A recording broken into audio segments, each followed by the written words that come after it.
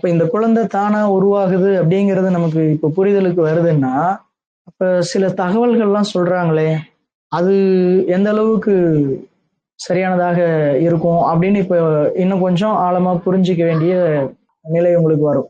குழந்தை ஒரு குறிப்பிட்ட நாட்களுக்கு உள்ளார, அதாவது இந்த தேதிக்குள்ளார குழந்தை வெளியில வந்துரும் அப்படின்னு ஒரு தகவல் கொடுப்பாங்க. எந்த அடிப்படையில் அது அந்த நாட்களை வந்து நிர்ணயம் பண்றாங்கங்கிற விஷயத்துல நமக்கு தெளிவு வேணும். அதாவது வழக்கமா மாத விலக்கு அதாவது எத்தனை நாட்கள்ல நடக்குங்கிறது ஒவ்வொரு தாய்மார்களுக்கும் தெரியும். இறுதியாக அந்த கருத்தரிக்கிற அந்த மாதம் எப்போது தள்ளி போச்சு அப்படிங்கறத கணக்கு வச்சு இந்த மாதம் இந்த தேதியில வந்திருக்கணும், அதாவது மாத விலக்கு நடந்திருக்கணும். அப்ப அது நடக்கலைன்னா அப்ப அதுல இருந்து இந்த தேதிக்குள்ளார இந்த குழந்தை உருவாகிற சூழல் நடந்திருக்குது, அதிலிருந்து 10 மாதம் அப்படிங்கிற மாதிரி ஒரு கணக்கு வச்சு ஓரிரு நாட்கள் முன்ன பின்ன இருக்கலாம் அப்படிங்கிற அடிப்படையில ஒரு தேதி வந்துட்டு நிர்ணயம் செய்யப்படுது. இந்த தேதி நிர்ணயம் செய்யப்பட்டுட்டா நாமளும் அந்த தேதியில சொல்லியிருக்கிறாங்க அப்படின்னு நாமளும் எதிர்பார்ப்போம். நமக்கு யார் சொன்னாங்களோ அவங்களும் எதிர்பார்ப்பாங்க. இப்ப அந்த தேதிக்கு முன்னாடி நடந்துட்டா நிகழ்வுகள்ல எதுவும் பெருசா மாற்றம் இருக்காது. அந்த சொன்ன நாள்ல நடந்துட்டாலும் பெருசா மாற்றம் இருக்காது. அந்த சொன்ன நாட்களுக்கு பிறகு ஒரு நாள் பரவாயில்ல பார்க்கலாம் அப்படிங்கிற மாதிரி இருக்கும். 2 நாள் ஆயிடுச்சுன்னா சம்பந்தப்பட்ட நபர்களை விட, அதாவது யார் உடம்புல குழந்தை இருக்குதோ அவங்களை விட, அவங்க குடும்பத்தை விட யார் தேதி சொன்னாங்களோ அவங்களுடைய நிலை மாறிடும்.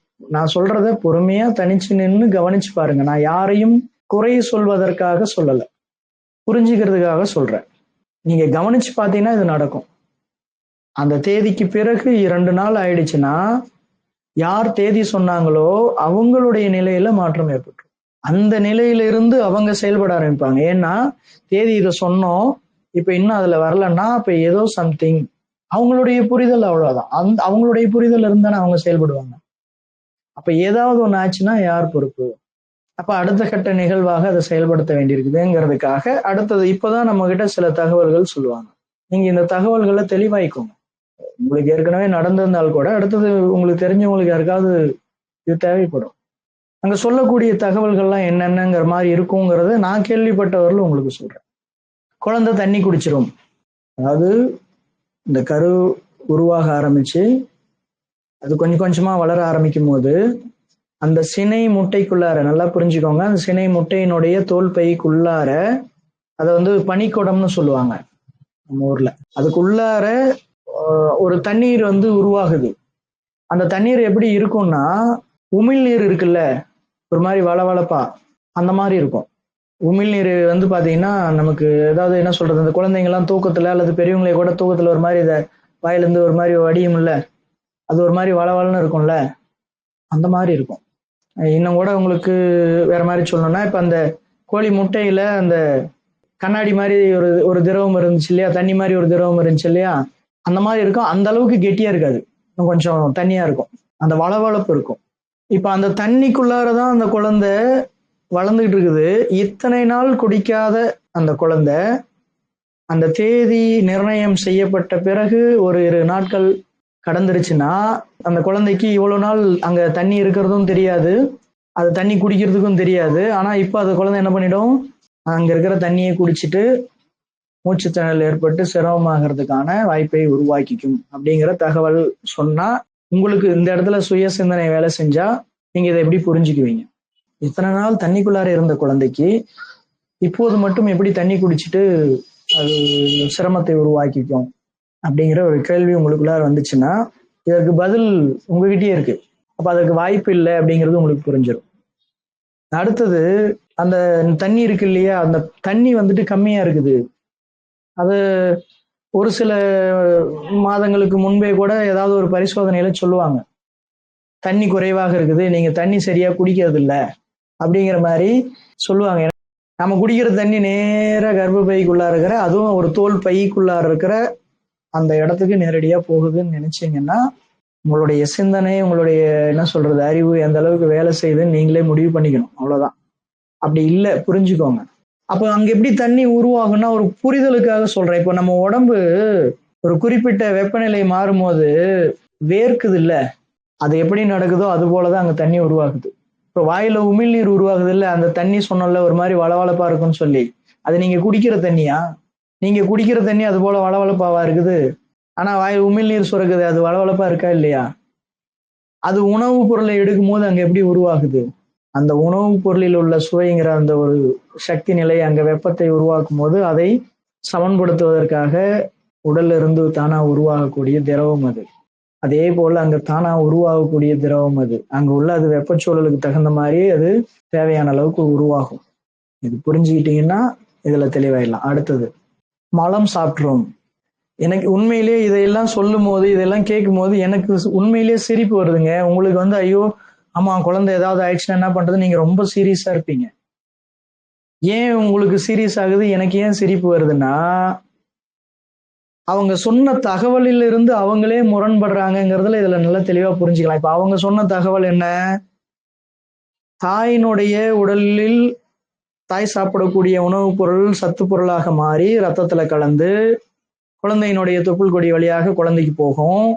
திரும்ப அந்த உடல்ல இருக்கிற அந்த சத்து பொருள் அது தேவைக்கு தகுந்த மாதிரி பயன்பட்டு அதுல உள்ள கழிவு எல்லாம் மீண்டும் ரத்தத்தின் வழியாக தாயினுடைய உடம்புக்கே வந்துடும். இதுதான் அவங்க சொன்ன தகவல். இதுல சில பேர்லாம் தாயினுடைய தொப்புள் கொடியிலிருந்து குழந்தையினுடைய தொப்புள் கொடிக்கு போகுங்கிற அளவுக்குலாம் அறிவுஜீவிகளாக இந்த தகவல்களை புரிஞ்சுக்கிட்டு வெளியில சொல்லிட்டு இருக்கிறாங்க. அவங்கள குறை சொல்லல, அவங்க புரிஞ்சுக்கிட்டு சொல்லிட்டு இருக்கிறாங்கன்னு தான் சொல்றேன். இப்ப நம்மளுடைய தொப்புள் கொடி இருக்குல்ல, நம்மளுடைய தொப்புள் கொடி எங்க தொடர்பு இருக்கு தெரியுமா? உள்புறத்துல சிறுகுடல்ல தொடர்பு இருக்கு, அவ்வளவுதான். கர்ப்பப்பைங்கிறது தனியா ஒரு பையங்க. மருத்துவர்கிட்ட அல்லது நீங்க இப்ப எல்லாம் கையில தான் போன் வச்சிருக்கிறீங்கல்ல, கர்ப்பப்பையனுடைய வடிவத்தை வந்து கூகுள்ல சர்ச் பண்ணி பாருங்க, தேடி பாருங்க. அது தனியா ஒரு பைய. அது குழந்தையினுடைய தொப்புள் கொடி அந்த பனிக்குடம்னு சொல்ற அந்த சினை முட்டையினுடைய தோல் பை இருக்கு இல்லையா, அந்த தோல் பையினுடைய உள்புற சுவர்ல முடிஞ்சிடும். நல்லா புரிஞ்சுக்கோங்க, சாப்பாடு வாய் வழியாக போனாதான் இங்கிருந்து இறைப்பை அப்படி சிறுகுடல்ல பெருங்குடல் அங்க போய் ஆசன வாய் வழியா என்ன வரும்? மலம் வரும். இந்த சாப்பாடு வாய் வழியா அந்த குழந்தைக்கு போகவே இல்லைங்கும் போது மலம் வருதுங்கிறத நீங்க எதை வச்சு நம்புறீங்கன்னு தெரியல, எதை வச்சு புரிஞ்சுக்கிறீங்கன்னு தெரியல எனக்கு. நான் அதுக்குதான் சொன்னேன், சுய சிந்தனை கொண்டு யோசிங்க. அப்ப அங்க மலம் சாப்பிட்றதுக்கும் வாய்ப்பு இல்லை. இதான் புரிஞ்சிக்க வேண்டியது, உணர்ந்துக்க வேண்டியது. அடுத்ததாக கொடி சுத்திக்கும், அதாவது தொப்புள் கொடி கழுத்துல சுத்திக்கும் அப்படிங்கிற செயல்பாடு. கொடி சுத்திச்சுன்னா வெளியில வரும்போது கழுத்து இறுக்கி குழந்தைக்கு அப்படிங்கிற ஒரு தகவல். அப்படிலாம் எதுவும் நடக்காது. அது எப்படி அவ்வளவு உறுதியா சொல்றீங்கன்னா, நம்ம ஊர்ல உங்களுக்கு தெரியாம இருக்கலாம், உங்க ஊர்ல வயதான தாத்தா பாட்டி அந்த மாதிரி இருந்தாங்கன்னா மாலை சுத்தி பிறக்கிறதுனா என்னன்னு கேளுங்க. கழுத்துல அந்த கொடி சுத்தி பிறந்திருக்குது, அந்த குழந்தையும் இப்போ நல்லாதான் இருந்திருக்குது அப்படிங்கிற அந்த தகவலை புரிஞ்சுக்கிட்டா போதுமானது. ஒரு இதை தெளிவா புரிஞ்சுக்கங்க. தொப்புள் கொடி இருக்கு இல்லையா, அந்த தொப்புள் கொடி வயிற்றுல இருக்குது, இன்னொரு பகுதி அந்த சினை முட்டையினுடைய உள்புற சுவர்ல அப்படி மோதிட்டு இருக்குது. குழந்தை உருவான பிறகு இந்த தாய்மார்கள் வந்து படுக்கையில இருந்து, அதாவது இப்ப நம்ம திரும்பி படுக்கணும் அப்படின்னு சொன்னா வெப்பநிலைக்கு தகுந்த மாதிரி இடது பக்கமோ வலது பக்கமோ திரும்பி படுக்க சொல்லுவாங்க. ஒரே பக்கம் படுத்திருக்க முடியாதுல்ல, திரும்பி படுக்கணும்னா அந்த ஒரு பக்கமா இருந்து எழுந்திருச்சு உட்கார்ந்து மறுபக்கம் திரும்பி மறுபடி படுக்கணும். அதே போல ஏதாவது வேலை செய்யும் போது அந்த, ஏன்னா இப்ப அந்த குழந்தை அந்த தொப்புள் கொடி வந்து ஒரு பக்கம் அந்த தோல் பையில மோதிட்டு இருக்கும் இல்லையா உள்புறம், அதுக்கப்புறம் அந்த குழந்தை பக்கம் இருக்கிறது வந்து பாத்தீங்கன்னா அப்படி சுத்திட்டு இருக்கிற மாதிரி இருக்கும். குழந்தை தண்ணிக்குள்ளார நம்ம ஒரு பாத்திரத்தை போட்டு அப்படி அழகா எளிமையா சுத்திட்டு இருக்கோம்ல, அது போல. அப்போ அந்த மாதிரி இருக்கிற நிலையில குழந்தை கொஞ்சம் வேகமா சுத்துச்சுன்னாக்க அந்த மாதிரி எப்போவாவது தான் அது சுத்திக்கும் கழுத்துல, எப்போதுமே சுத்திக்காது. சில நேரத்துல அதுவே இயல்பு நிலைக்கு வந்துடும்.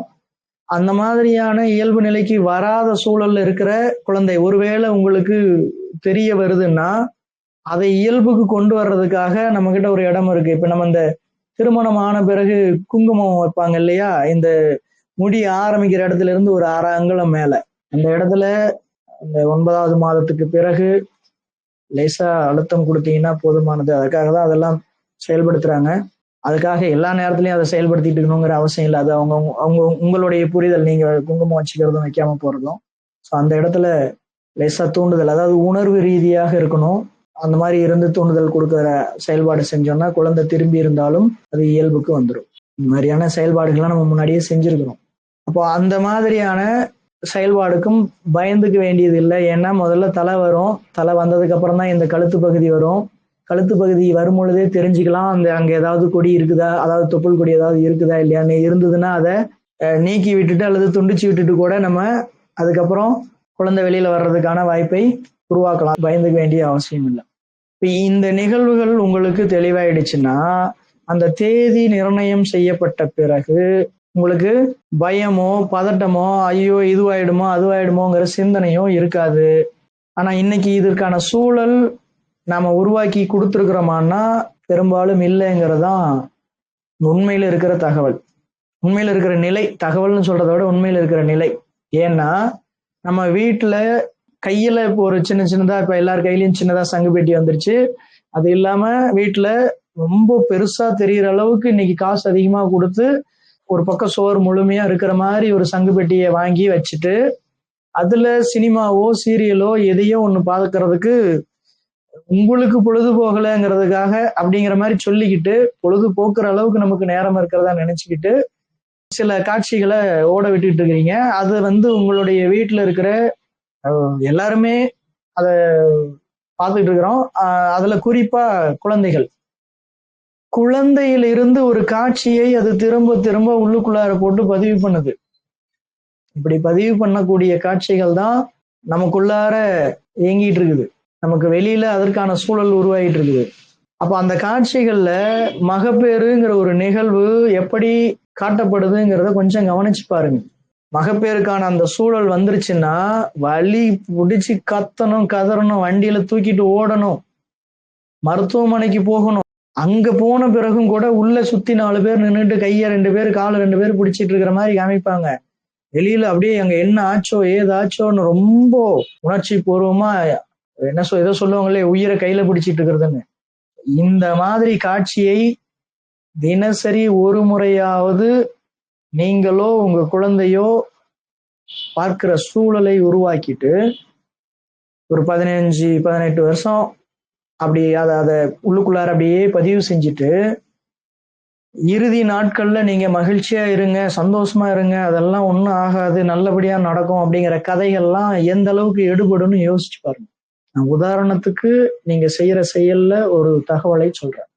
இது போல நிறைய இருக்கு. வீட்டுல அந்த சங்கு ஊதுறது, அந்த மாதிரியான தகவலை உள்ளுக்குள்ளார பதிவு வச்சிருக்கிற நபருக்கு அந்த சூழல் வரும் பொழுது அவங்களை அறியாமலேயே அந்த பயம்ங்கிற உணர்ச்சி வந்தே தீரும். அப்ப நம்ம என்ன செய்ய வேண்டியிருக்குது? முதல்ல அந்த சங்கு உதர பொட்டியை தூக்கி எங்கேயாவது தலையை சுத்தி ஏதோ போட்டு உடைச்சிட்டு வரணும்னு சொல்லுவாங்கல்ல, அந்த மாதிரி செய்ய வேண்டியிருக்குது. ஆனா அந்த அளவுக்குலாம் நீங்க நல்லா இருக்கிறதுக்கு நீங்க அந்த அளவுக்குலாம் நீங்க செயல்பட மாட்டீங்கிறது உங்களுக்கே தெரியும். ஏன்னா காசு கொடுத்து வாங்கினதாச்சே, பொழுதுபோக்குறதுக்கு நிறைய தகவல்களுக்கு அதெல்லாம் தேவைப்படுமே அப்படிங்கிற மாதிரி.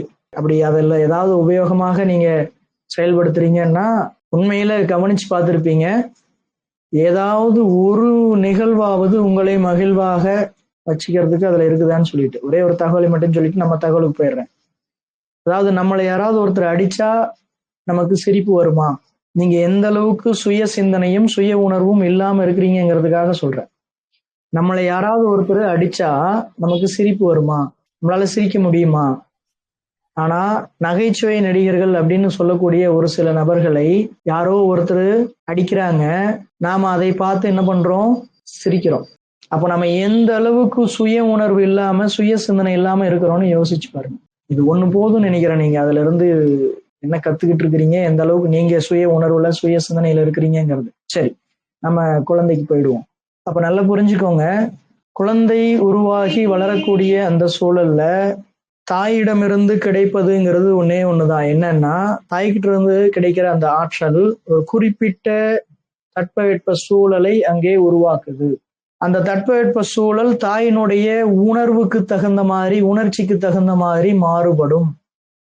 ஒருவேளை கோபமாகவோ கவலையாகவோ வருத்தமாகவோ பயந்தோ ஏதோ ஒரு உணர்ச்சிகள் ஆளாகி இருந்தாங்கன்னா அதற்கு தகுந்த மாதிரி அந்த தாயினுடைய உடலுடைய வெப்பநிலை மாறுபடும்.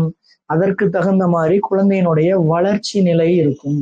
உடல் வளர்ச்சியும் சரி, சிந்தனை வளர்ச்சியும் சரி. சரிங்களா? நல்லா புரிஞ்சுக்கோங்க. அப்போ அதனாலதான் அந்த குறிப்பிட்ட காலகட்டத்திலேயாவது நல்லா புரிஞ்சுக்கோங்க, எல்லா காலகட்டத்திலையும் மகிழ்ச்சியா தான் வச்சிருக்கணும்னு நான் சொல்றோம். கணவன் மனைவினாலும் சரி, இல்லது மற்ற உறவுகள்னாலும் சரி, மகிழ்ச்சியாக இருக்க வேண்டியதுதான். அங்க அதற்காக தான் வந்திருக்கிறோம். ஆனா அப்படி இருக்கிறோமான்னா தெரியல. அப்ப நம்ம என்ன செய்ய வேண்டியதுன்னா, இந்த குழந்தை முழுமையா வளர்ற அந்த காலகட்டம் வரலுமாவது அப்படின்னு என்ன சொல்றாங்கன்னா, வாயு வயிறுமா இருக்கிறாங்க, ஆசைப்பட்டதை வாங்கி கொடு, சந்தோஷமா வச்சுக்கோ சொல்லுவாங்க பெரியவங்க. சந்தோஷமா மகிழ்ச்சியாக இருந்தா நம்மளுடைய நிலைப்பாடு, நம்மளுடைய உடலுடைய நிலைப்பாடு எப்படி இருக்குங்கிறது இதுல இருந்து அனுபவப்படும் உங்களுக்கு. இதுதான் நீங்க உணர்ந்துக்க வேண்டியது. குழந்தை வளரக்கூடிய அந்த காலகட்டம் மட்டும் இல்லாம எல்லா நேரத்திலையும் நம்ம சந்தோஷமா மகிழ்ச்சியாக வச்சுக்கிறதுக்கான சூழலை உருவாக்கிக்க வேண்டியதான் இங்க தேவை இருக்குது. அந்த செயல்பாடு சரியாக இருந்தா வளரக்கூடிய குழந்தைகளும் சரி, நம்மளுடைய உடலும் சரி, நம்மளுடைய சூழலும் சரி, சுற்றி இருக்கக்கூடிய அனைத்து வகையான செயல்களும் சரி மகிழ்ச்சிகரமானதாகவே அமையும். இதுதான் குழந்தை பிறப்புல ஒரு பகுதி நம்ம புரிஞ்சுக்க வேண்டியது.